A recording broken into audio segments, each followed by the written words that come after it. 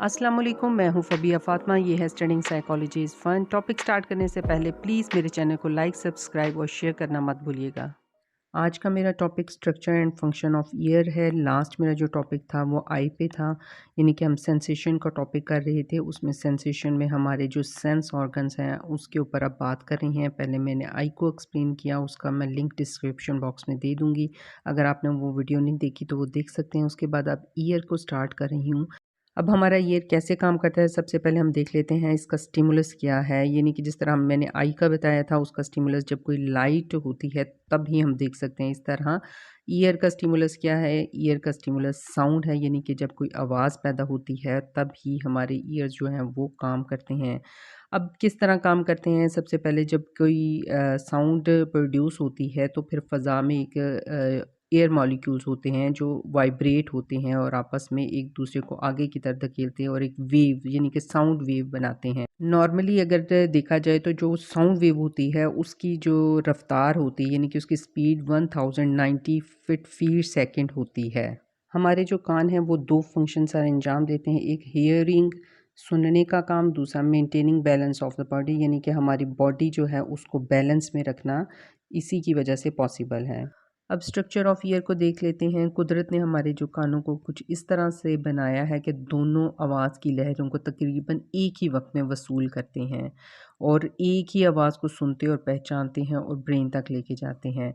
और ये स्ट्रक्चर के एतबार से इसके तीन हिस्से हैं, आउटर ईयर, मिडल ईयर और इनर ईयर। इनको वन बाय वन एक्सप्लेन करती हूँ। सबसे पहले आउटर ईयर। आउटर ईयर की डेफिनेशन कुछ इस तरह से, the part of the year that collect sound waves consist of pinna, the ear canal and the eardrum। Outer ear जो है उसको पिन्ना भी कहते हैं, यानी कि जो कान का बाहर से नज़र आने वाला हिस्सा है इसको पिन्ना कहते हैं।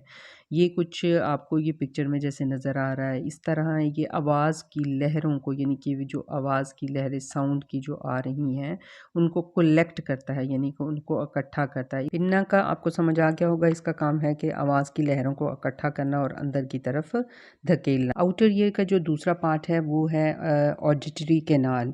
ये एक ट्यूब होती है, आप जैसे कि पिक्चर में देख सकते हैं। अप्रॉक्सीमेटली 2.5 सेंटीमीटर लॉन्ग है और इसका डायमीटर 7 मिलीमीटर है।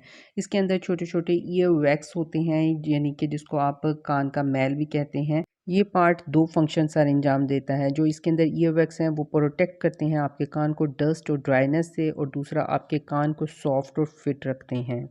नेक्स्ट आ जाता है मिडल ईयर। मिडल ईयर की जो डेफिनेशन है वो कुछ इस तरह है, the part of the ear that amplifies sound waves consist of three small bones, the hammer, the anvil and the stirrup.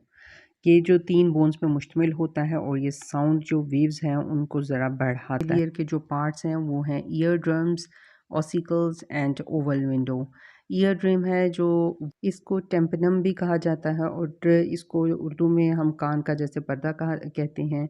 और जब कोई आवाज़ यानी कि साउंड पैदा होती है तो उसकी जो साउंड की जो वेव्स आती हैं जब आके इसके साथ टकराती हैं तो इसमें वाइब्रेशन पैदा होती है। ईयर ड्रम से साउंड आगे ऑसिकल्स में जाती है। ऑसिकल्स क्या है, ये तीन कान की जो हैं बीच में तीन छोटी सी हड्डियां हैं, ये आपस में जुड़ी हुई हैं जैसे आपको पिक्चर में नज़र आ रहा है। सबसे पहली है मेलियस जिसको हैमर बोन भी कहते हैं, इनकस जिसको एनविल बोन भी कहते हैं, और थर्ड है स्टेप्स जिसको स्टिरअप बोन भी कहते हैं।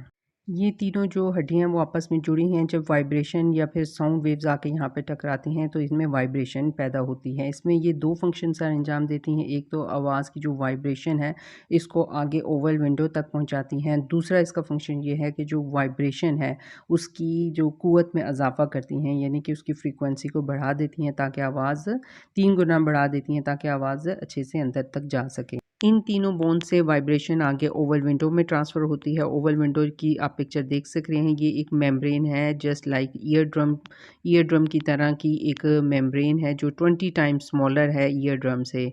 और जब यहाँ पे साउंड की वाइब्रेशन पहुँचती हैं तो ये उसकी फ़ोर्स में जो है इजाफ़ा कर देती है। आगे आप ये देख सकते हैं पिक्चर में, ये एक ट्यूब है जिसको यूस्टेकियन ट्यूब कहते हैं। ये कनेक्ट होती है मिडल ईयर के साथ एक तरफ से ये ट्यूब, और दूसरी जो इसका जो साइड होती है वो गले के साथ यानी थ्रोट के साथ आपके अटैच होती है। और इसका काम ये है, ये एक तकरीबन 1.5 इंच जो लंबी एक नाली होती है और इसका ये काम ये है कि ये दोनों तरफ से जो हवा के दबाव को यकसा रखती है और इससे फटने से बचाती है। लास्ट में एक्सप्लेन करने लगी हूँ इनर ईयर को। इनर ईयर की डेफिनेशन देख लेते हैं। The part of the ear where is sound is transduced into neural impulses consist of the cochlea and semicircular canals। इसमें कॉकलिया और सेमीसर्कुलर केनाल को मैं एक्सप्लेन करूँगी। सबसे पहले इसका मेन पार्ट है कॉकलिया। ये एक ट्यूबुलर फ्लूइड फिल्ड स्ट्रक्चर है और coiled up like a snail, और इसकी जो शक्ल है वो स्नेल की तरह की है। अगर आपने कभी स्नेल देखा हो तो ये उससे मिलती जुलती इसकी शक्ल है।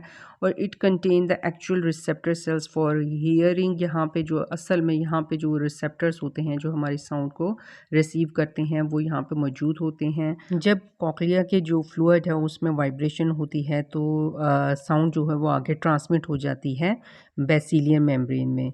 बेसिलियर मेम्ब्रेन क्या है? बेसिलियर मेम्ब्रेन की डेफिनेशन कुछ इस तरह है। The membrane within the cochlea of the ear that contains the hair sales.